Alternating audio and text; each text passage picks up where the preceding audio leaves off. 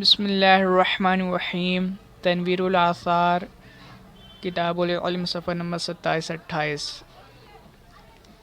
لکھتے ہیں عن ابی امامۃ الباہلی قال ذکر لرسول اللہ صلی اللہ علیہ وسلم رجلان احدہما عابد والآخر عالم فقال رسول اللہ صلی اللہ علیہ وسلم فضل العالم على العابد كفضل على أدناكم ثم قال رسول الله صلى الله عليه وسلم إن الله وملائكته وأهل السماوات والأرض حتى النملة في جحرها وحتى الحوت لا يصلون على معلم الناس الخير رواہ الترمذی۔ یہ حدیث پاک کو روایت کرنے والے حضرت ابو امامہ باہلی رضی اللہ تعالی عنہ ہیں۔ فرماتے ہیں کہ رسول اللہ صلی اللہ تعالی علیہ وسلم کی خدمت میں دو شخص کا جو ہے تذکرہ کیا گیا۔ ذکر علی رسول اللہ صلی اللہ علیہ وسلم رجلان کے سرکار کی بارگاہ میں دو شخصوں کا تذکرہ کیا گیا۔ احدہما عابد، جن میں سے ایک عابد تھا، والآخر عالم، اور دوسرا عالم۔ ٹھیک ہے، ظاہر یہ ہے کہ ان سے خاص مرد مراد نہیں ہے بلکہ عمومی سوال ہے، یعنی اگر دو آدمی میں سے ایک عالم اور ایک عابد ہے تو یا رسول اللہ درجہ کس کا زیادہ ہوگا، یہ ذکر کیا گیا، یہ سمجھ لے بات رکھی گئی۔ اور عالم اور عابد سے وہی مراد ہے جو پچھلے حدیث میں ہم نے وضاحت کی کہ عالم وہ ایسا عالم ہو جو غیر فاسق ہو اور بے دین نہ ہو، ٹھیک ہے، عالم باعمل ہو اور تمام فرائض، واجبات اور سنن کا عامل ہو، اور نوافل کی طرف اتنا اس کا یہ رجحان نہ ہو بلکہ اس وقت میں، ان اوقات میں وہ عوام کو دینی مسائل سمجھاتا ہو، پڑھنے پڑھانے کا کام کرتا ہو، دینی خدمات انجام دیتا ہو، تو ایسا عالم مراد ہے۔ اور عابد میں ایسا عابد جو کہ ضروری مسائل سے واقف ہو دین کے اور اپنے اکثر اوقات عبادت میں گزارتا ہو، ٹھیک ہے، ایسے عابد نہیں جو ایک دم جاہل ہو، دینی مسائل، ضروری مسائل سے بھی واقف نہ ہو، وہ اس سے خارج ہیں۔ تو پوچھا گیا، یہ بات رکھی گئی کہ ایک عالم ہے ایک عابد ہے، ان دونوں کا تذکرہ کیا گیا، مطلب منشا یہ کہ کون افضل ہے۔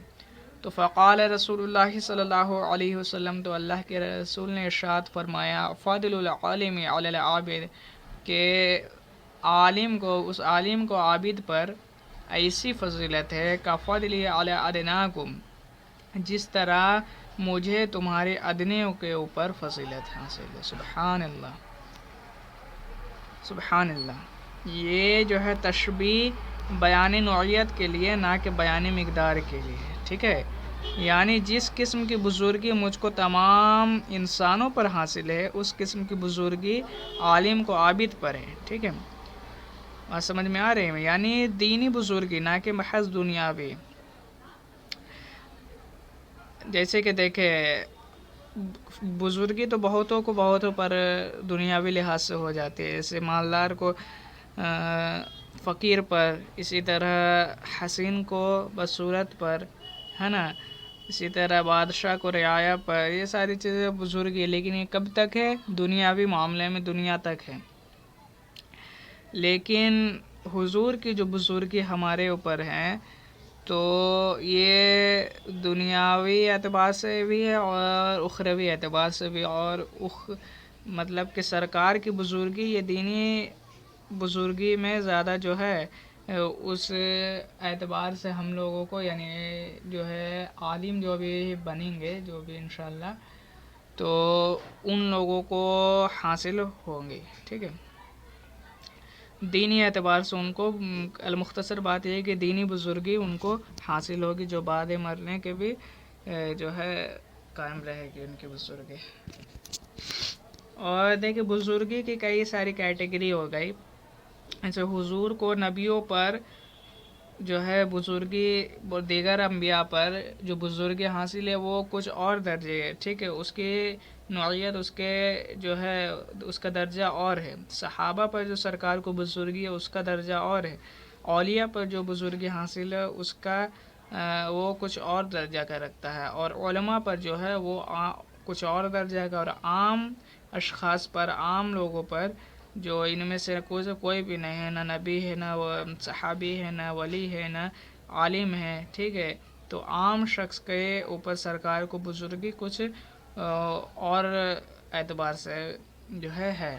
اور یہاں مفسرین فرماتے ہیں ادناکم میں، یعنی میری فضیلت جیسے تمہارے ادنے پر ہے، تو یہ ادنے کم سے جو ہے یہ آخری طبقہ، یعنی نہ وہ نبی ہے، نہ وہ نبی ہو، نہ صحابی ہو، نہ ولی ہو، نہ عالم ہو، بلکہ عام شخص کے اوپر جو سرکار کو جتنی بزرگی اور فضیلت حاصل ہوگی، اللہ اس کا رسول ہی بہتر جانے. تو سمجھانے کے لیے تو اس درجے کی فضیلت اس عالم کو اس عابد پر ہے. سبحان اللہ. ثم قال رسول اللہ صلی اللہ علیہ وسلم، پھر اللہ کے رسول نے ارشاد فرمایا، ان اللہ و ملائکتہ و اہل السماوات، کہ بے شک اللہ اور اس کے فرشتے اور آسمان، و اہل السماوات والارض، اور آسمان اور زمین والے، حتی النملۃ فی جحرہا، یہاں تک کہ چونٹی اپنے سوراخوں میں، وحتی الحوت، یہاں اور مچھلیاں جو ہے وہ فی السماء، یہ جو ہے ابہام ہے، پوشیدہ ہے یہاں پہ، حتی الحوت فی السماء، مطلب کہ مچھلیاں پانی میں، لا یصلون علی معلم، لوگوں کو علم سکھانے والے پر، معلم الناس کے لوگوں کو علم سکھانے والے پر جو ہے صلوات بھیجتے ہیں. سبحان اللہ. علی معلم الناس الخیر، جو ہے معلم جو ہے وہ لوگوں کو خیر کی تعلیم جو دیتا ہے تو اس کے اوپر صلوات بھیجتے ہیں. سبحان اللہ. یہ ایک عالم کے سرکار نے کیا فضیلت بیان فرمایا، اسے سمجھے.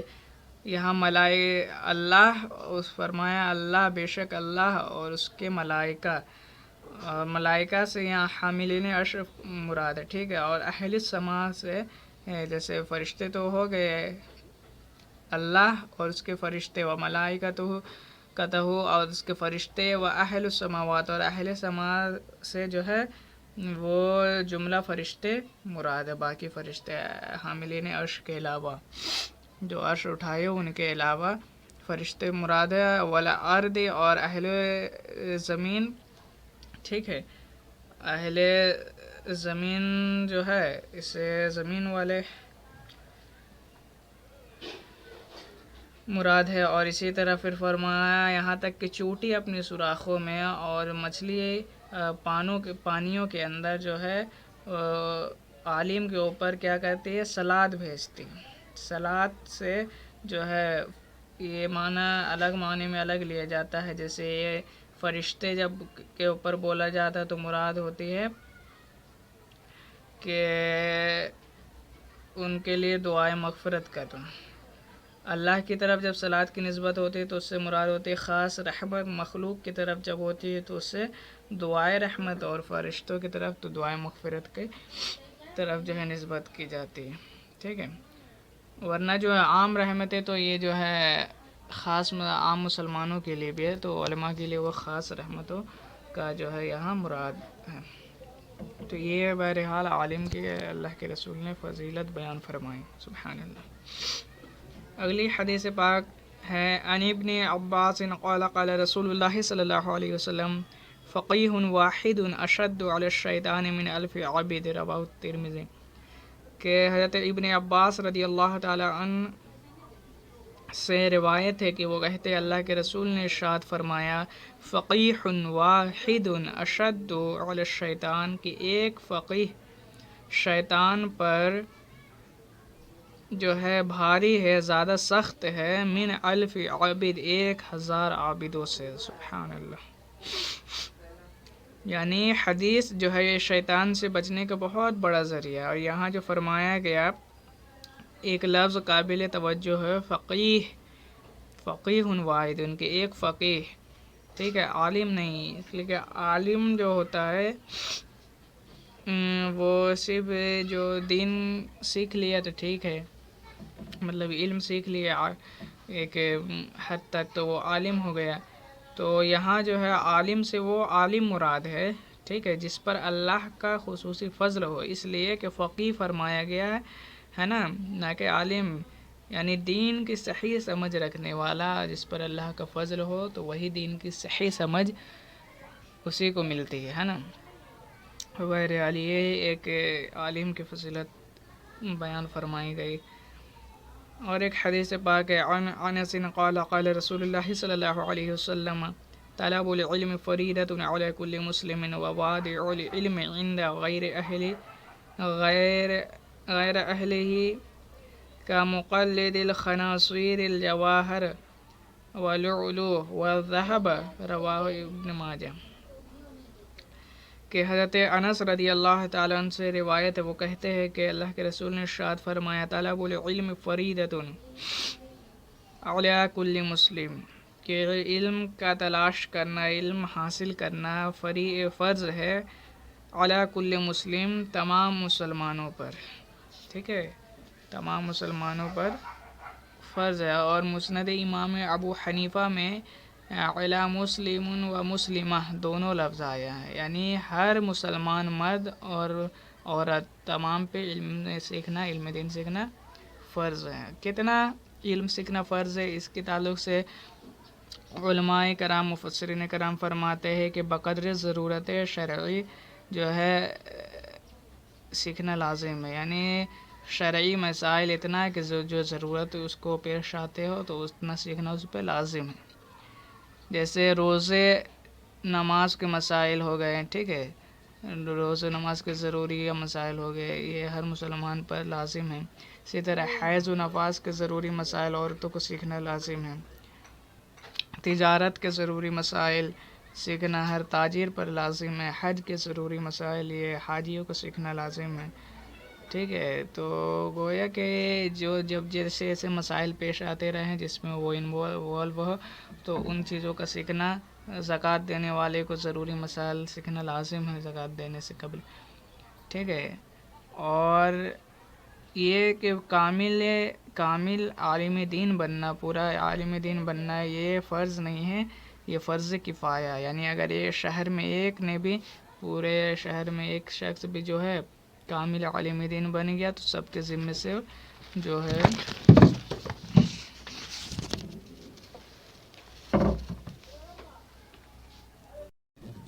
تو سب کے ذمے سے جو ہے وہ سب بری اس ذمے ہو جائیں گے۔ اگر پورے شہر میں ایک شخص بھی عالم دین بن گیا تو وہ پورے شہر والے بری اس ذمہ ہو گئے، اگر وہ ایک شخص بھی نہیں ہے تو پھر وہ فرض کفایہ کے تحت سارے لوگ گنہگار ہو گئے۔ جبکہ صوفیہ کرام فرماتے ہیں کہ اپنے نفس کے آفات اور شیطانی اثرات وغیرہ کا جاننا بھی ہر مسلمان پر ضروری اور لازم ہے۔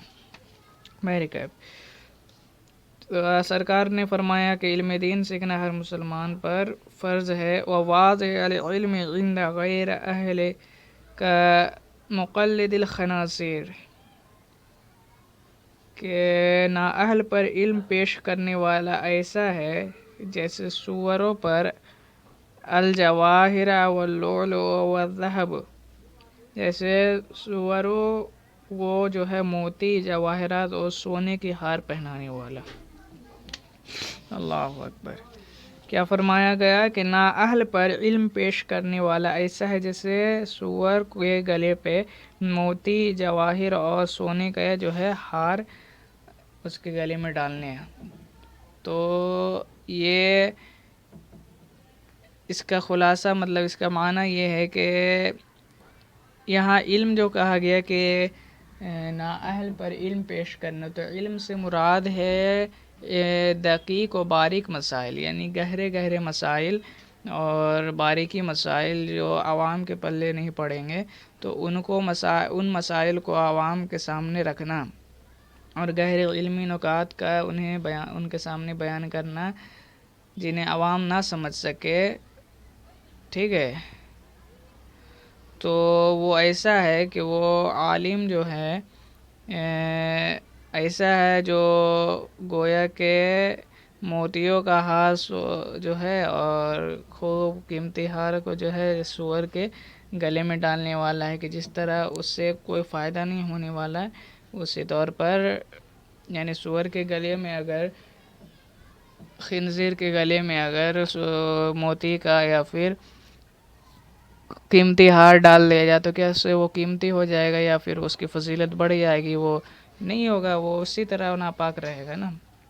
تو اسی طور پر عوام کے سامنے جن کو مسائل کے دقیق اور نکات بتانے سے ان کے سروں سے اوپر چلے جائے تو ایسا ہے گویا کہ خنازیر کے گلے میں سونے اور موتی کا ہار ڈالنا۔ اسی لیے حضرت مولا علی کرم اللہ تعالی وجہ الکریم فرماتے ہیں کہ لوگوں سے ان کی عقل کے لائق کلام کرو، ورنہ جو ہے وہ اللہ اور رسول کو جھٹلا بیٹھیں گے اور اس کا وبال جو ہے تم پر ہو جائے گا۔ اللہ اکبر۔ تو یہ جو ہے علماء کو اور مبلغین کو چاہیے کہ جیسے آگے والے کی علم لیاقت ہو، سمجھنے کی قابلیت ہو، اسی طور پر بیان کرے، بہت زیادہ دقیقی بات جو ہے عوام میں نہ رکھا جائے۔